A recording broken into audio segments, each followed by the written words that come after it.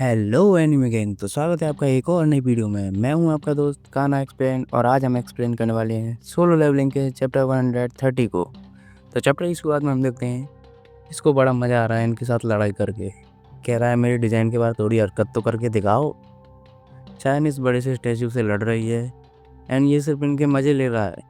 कह रहा है कि तुम्हारी लिमिट्स बस इतनी ही है, you guys have no fun at all. 1 minute में पलट गया साले।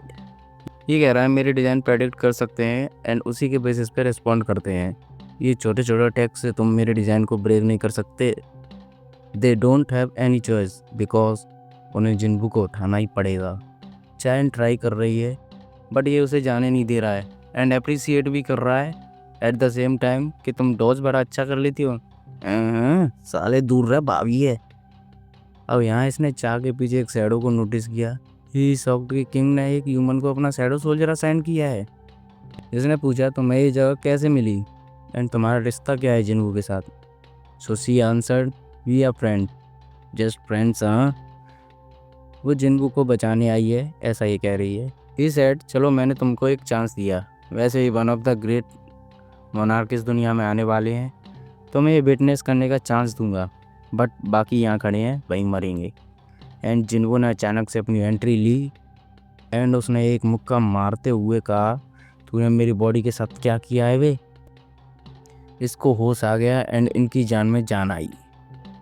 ये कह रहा है तू तो किंग नहीं है, तू उसका प्लेस कैसे ले सकता है, तू अपना ईगो मेंटेन कैसे कर सकता है ब्लैक हार्ट के होते हुए भी। अब ये जिन्बू सोच रहा है कि ये जो पावरफुल मैजिक मैं सेंस कर पा रहा हूँ ये शायद ये ब्लैक हार्ट के थ्रू ही आ रही है। ऑब्वियसली भाई यहाँ एक डिस्क्रिप्शन खुला जिसका टाइटल है डीमन हंटर। इसका जो सिस्टम है वो जिन्बू को राइटफुल ओनर मान चुका है। इसकी एक्सप्रेशन से ही मालूम पड़ रहा है कि ये नहीं चाहता था कि ब्लैक हार्ट बाहर आए और वो जिन्बू को स्ट्रॉन्ग कर दे। जिन्बू को अभी भी सारे आंसर्स नहीं मिले हैं, बुराटा ख़त्म हो गया था ना। जिन्बू ने उससे पूछा तू मेरे प्लेयर बनने के डिसीजन के खिलाफ था ना, बट प्लेयर एग्जैक्टली है क्या, तेरा इंटेंशंस क्या था, जिन्बू ने पूछा।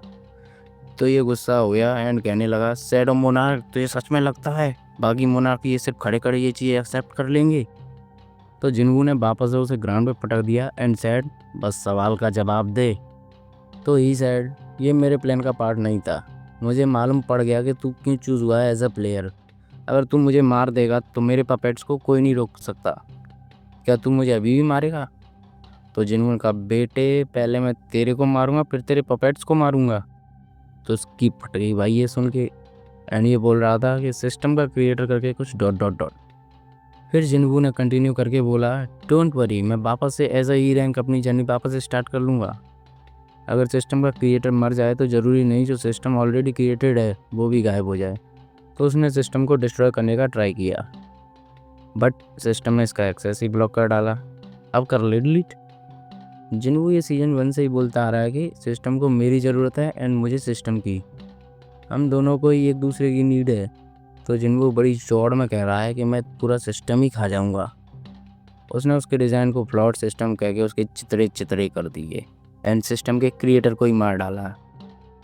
जाने से पहले उसने एक प्रोफेसी बताई when the pillars of fire are built to uphold the heaven an inevitable death shall find to you. Jinbu ने कहा ऑफ कोर्स बंदा रेडी है भाई अपना। तो अगर वीडियो अच्छी लगी तो वीडियो को लाइक करें, कमेंट करें और शेयर करना ना भूलें। साथ ही साथ चैनल को सब्सक्राइब जरूर कर लें एंड बेल नोटिफिकेशंस को भी ऑन कर लें फॉर रेगुलर अपडेट्स। तो मिलते हैं नेक्स्ट वीडियो में, तब तक के लिए टाटा बाय बाय।